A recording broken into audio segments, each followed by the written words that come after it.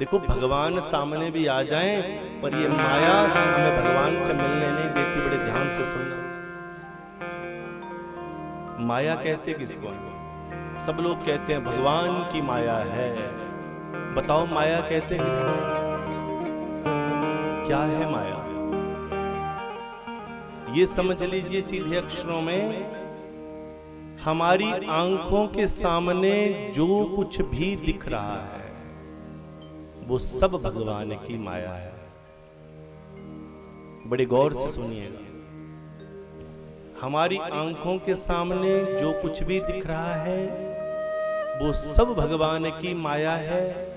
तो बताइए वो माया हमारे लिए है कि नहीं? ये माया हम सबके कल्याण के लिए है। ये माया हम सबके दुखों के अंत के लिए है। ये माया हमें अच्छा जीवन जीने के लिए है। ये माया हमें जीवन की सारी सुविधाएं प्रदान करने के लिए है। तो फिर क्यों कहते हैं कि भगवान की माया से बचना चाहिए? आज सारी माताएं बहनें बड़ी हिलजुल कर रही हैं। बात क्या है? कोई इधर हिल रहे, कोई उधर हिल रहे।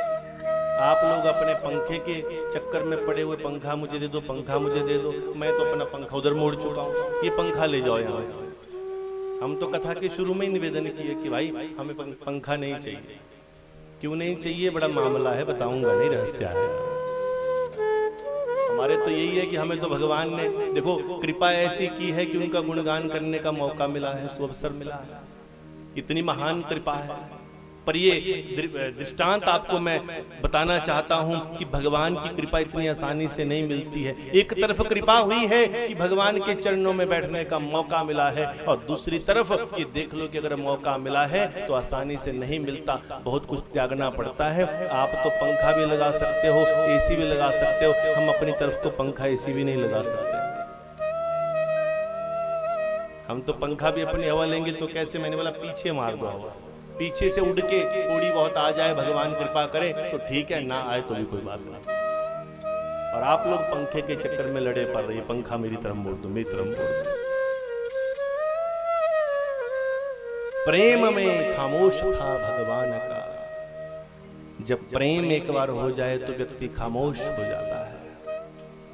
अगर अभी भी आपको खामोशी नहीं आई है, आपके अंदर ललक भलक है, भगवान की कथा में बैठे हैं, पंखे की तरफ ध्यान जा रहा है, हवा की तरफ ध्यान जा रहा है, सुविधाओं की तरफ ध्यान जा रहा है, तो फिर समझ लो कि अभी कथा सुनने के अधिकारी नहीं बने। अगर सुख पाना है तो अपने घर में बढ़िया बैठ जाओ, एसी लगाकर सो जाओ तो सुख पाओगे। कथा में सुख नहीं मिलता। कथा में जाओ, तीर्थ में जाओ, भगवान के धाम में जाओ। लोग यात्रा में जाकर कहते हैं मजा नहीं आया, बड़े परेशान हुए जी। अरे वो व्यक्ति जो कथा में जाकर, तीर्थ में जाकर जो परेशान हो जाए, समझ लो कि वो व्यक्ति वहां पर सुख ढूंढ रहा था। तीर्थों में, भगवान के धाम में सुख नहीं मिलता, वहां आनंद मिलता है। क्या मिलता है? मुझे पंखे की हवा मिल रही है, मेरे कमरे में एसी लगा है, मेरी पत्नी मेरी सेवा कर रही है, मेरे बहू बेटा मुझे पूरी सेवा कर रहे हैं, मुझे पूरा राज चल रहा है मेरा, ये मेरा आनंद, मेरा सुख है। ये क्या है? ये सुख है। पर कोई स्थिति परिस्थिति तुम्हारे हक में नहीं है। सारी स्थिति परिस्थितियां तुम्हारे प्रतिकूल हैं, पर फिर भी आप अगर आनंद के साथ झूम रहे हो तो वही परमानंद है, उसे परमानंद कहते हैं। इसलिए अपने जीवन में कैसे बन जाओ, कैसे बन जाओ? हर रजा में, भगवान की हर रजा में,